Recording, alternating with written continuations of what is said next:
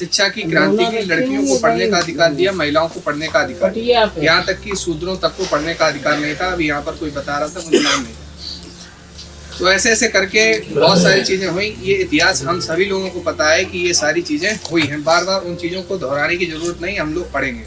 आप सभी लोगों ने इतना सारा इतिहास यहाँ पर बता दिया कि अब मुझे बोलने की जरूरत नहीं। आप सभी लोग यहाँ पर मुझसे बड़े हैं, आप सभी लोग मुझसे बुजुर्ग हैं, तो आप ही लोगों से सारा कुछ सीखता हूँ मैं, और उनमें से कुछ चीजें मैं आप लोगों को बताना चाहता हूँ। सबसे पहले देखिए, शिक्षा की बात होती है, चाहे सम्राट अशोक जयंती मनाए, तथागत बुद्ध जयंती मनाए, माता सावित्री और फुले जयंती मनाए, या किसी भी हमारे महापुरुष हैं उनकी सबकी जयंती मनाते हैं, तो सिर्फ एक ही बात आती है, वो है शिक्षा। अब यहाँ पर सवाल ये खड़े होते हैं कि शिक्षा को हम कैसे मजबूत करें।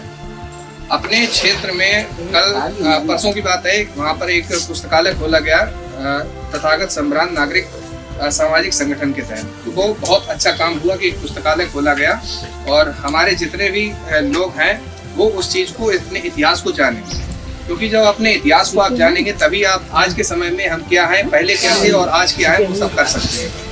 पहले के टाइम पर हम राजा हुआ करते थे, सम्राट अशोक का वो शासन था, डॉक्टर B.R. अम्बेडकर ने इतना बड़ा संविधान लिखा जिसकी वजह से आज हम सब लोग यहाँ पर एकत्रित हैं। वरना ऐसा होता कि हम लोग कहीं झुकी झोपड़ियों में होते और हमारे पीछे एक झाड़ बंधा होता और गले में छोड़ो यार के फोन। लेकिन डॉक्टर B.R. अम्बेडकर ने ऐसा संविधान बनाया, तब जाके हमें ये सब अधिकार मिले। अब इसके बाद हम ये देखते हैं कि ऐसी ऐसी चीजें हमारे समाज में हैं।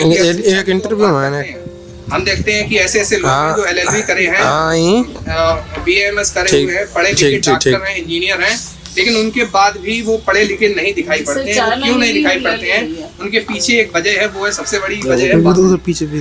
हम माता सावित्रीबाई फुले की बात करते हैं, लेकिन माता सावित्रीबाई फुले की बात करने के साथ साथ हमें यह भी ध्यान देना चाहिए कि तथागत बुद्ध ने, डॉक्टर B.R. अम्बेडकर ने पाखंड को खत्म करने की कोशिश की। आप सभी लोगों को पता है कि मनुस्मृति को जलाया था डॉक्टर B.R. अम्बेडकर ने। अब मनुस्मृति को क्यों जलाया था, उसके पीछे सबसे बड़ी वजह ये है कि मनुस्मृति में ऐसी ऐसी चीजें थी कि जहाँ पर महिलाओं को और शूद्रों को पढ़ने लिखने का अधिकार नहीं था। मनुस्मृति की एक सबसे चर्चित लाइन है, मुझे पूरी नहीं याद है, कि उसमें लिखा हुआ है सकल ताड़ना, ऐसे करके लाइन है, बोल गवार शूद्र पशु नारी सकल ताड़ना के अधिकारी।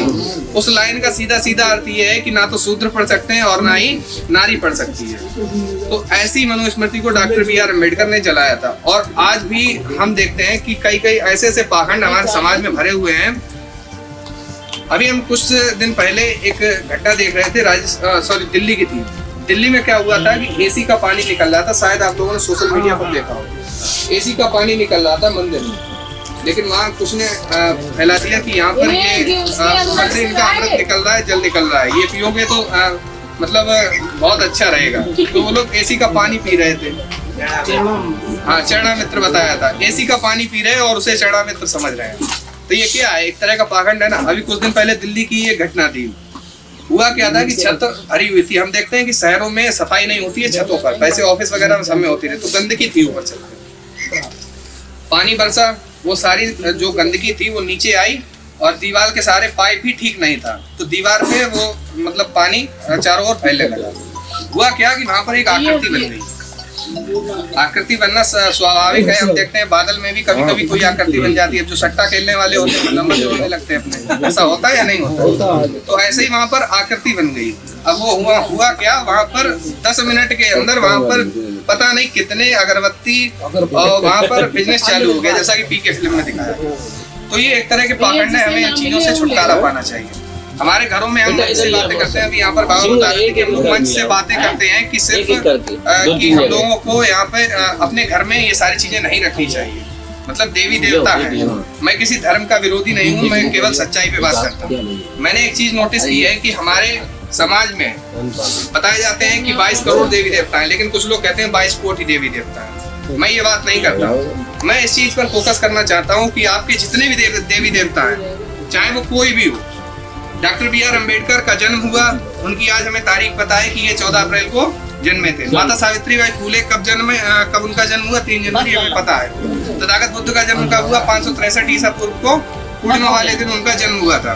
लेकिन ये जितने भी देवी देवता है, मैंने देखा है जो पाखंड फैलाने, किसी का आप एक का भी आप जन्म और मृत्यु नहीं पता लगा सकते कि कब ये जिंदा हुए, कब मरे और कब इनने क्या किया। मैं सीधे सीधे आपको सीधा बताना चाहता हूँ, डॉक्टर बी आर अम्बेडकर ने जैसा बताया था कि ये सारी चीजें काल्पनिक हैं। और आपको ये भी बता दें कि सुप्रीम कोर्ट, आपको पता होगा ललई सिंह यादव का एक नाम सुना होगा आप लोगों ने। ललई सिंह यादव ने फांसी लगवा दी थी रामको हाई कोर्ट में। आप लोगों को नहीं पता है, मैं छोटा हूँ, हो सकता है पता हो आपको, लेकिन मैं एक बार फिर से आपको ध्यान लगवाना चाहता हूँ। तो ऐसा पाखंड जो है हमारे समाज में भरा हुआ है। अब आप देखते होंगे कि रावण के 10 सिर क्यों हैं? कोई बता सकता है? मौर्य वंश के 10 राजा। जिन लोगों को नहीं पता है, मैं उन लोगों को बताना चाहता हूँ कि रावण के 10 सिर इसी वजह से बनाए जाते हैं कि ताकि मौर्य वंश के 10 राजा जो हैं उनका वध किया जा सके। इस वजह से मौर्य वंश के 10 राजाओं का वध किया जाता है। कब किया जाता है? विजयदशमी के दिन। वो दिन कब? सम्राट अशोक के मतलब स्मृति के रूप में हम मनाते हैं, लेकिन वो जो दिवस है वो मौर्य वंश के 10 राजाओं को मारकर उन पर विजय प्राप्त करने के लिए इस तरह से इन लोगों ने दिखाया है।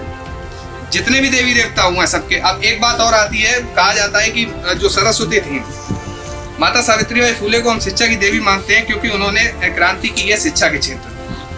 अब यहाँ पर एक चीज नोटिस करने वाली बात है, लोग कहते हैं कि जो सरस्वती है वो जो है वो देवी है शिक्षा की। शिक्षा की देवी उन्हें क्यों कहा जाता है? कोई क्रांति की थी उन्होंने? मनुस्मृति में तो ये लिखा है कि महिलाओं को पढ़ने का अधिकार नहीं है, तो हम उन्हें क्यों देवी माने? और सबसे बड़ी बात तो ये है कि अभी कुछ दिन पहले, 3-4 दिन पहले घटना है, मैंने देखा इधर दक्षिण भारत की घटना है, जहाँ पर एक बाप ने अपनी बेटी से शादी कर ली। मेरे मुंह से कोई गलत शब्द निकल जाए तो उसके लिए मैं माफी चाहूंगा। वहां पर उस बाप ने इतना घिनौना शब्द बोला कि घर का माल अगर घर में रहे तो वो ज्यादा बढ़िया है। अपनी बेटी के लिए ये शब्द कहे। ब्रह्मा जी और सरस्वती का जो संबंध था वो संबंध मैंने वहां पर देखा। सरस्वती जी को क्या बोला जाता है? शिक्षा की देवी कहा जाता है। ऐसा ही है ना? अब मेरे दिमाग में ये चीज आई कि एक आदमी या एक ऐसा भगवान, मैं उसी दिन जब न्यूज अपनी बना रहा था तो मैंने देखा, मेरे दिमाग में एक चीज आई कि एक ऐसा भगवान जिसने पूरी दुनिया बनाई है, पूरी दुनिया बनाई है, ऐसा ही कहा जाता है। उसने आसमान बनाया, धरती बनाई, कि अपने लिए एक पत्नी नहीं बना सकता था? मेरे दिमाग में बहुत अच्छी चीज आई और मैं यही चीज सोचता रहा। तो मैंने कहा ये सारी चीजें कैसे न कैसे करके काल्पनिक है पूरी तरह से। तो हमें इन चीजों से बचना चाहिए। हमारे आसपास जितने भी पाखंड चीजें फैली, हम शिक्षा तो हम पढ़ लेंगे, हम BSc कर लेंगे, MSc कर लेंगे, हम BMS कर लेंगे, हम LLB कर लेंगे, लेकिन हमारे चीज जो हमारे पास जो पाखंड है वो कैसे खत्म किया जाए, इस चीज पर हमें ज्यादा फोकस करना चाहिए और शिक्षा पर भी हमें फोकस करना चाहिए। आज माता सावित्रीबाई फुले की जयंती है। हमारे समाज के जितने भी महान व्यक्तित्व हुए हैं उन सभी को नमन करते हुए मैं अपनी बात को विराम देता हूँ। बहुत धन्यवाद।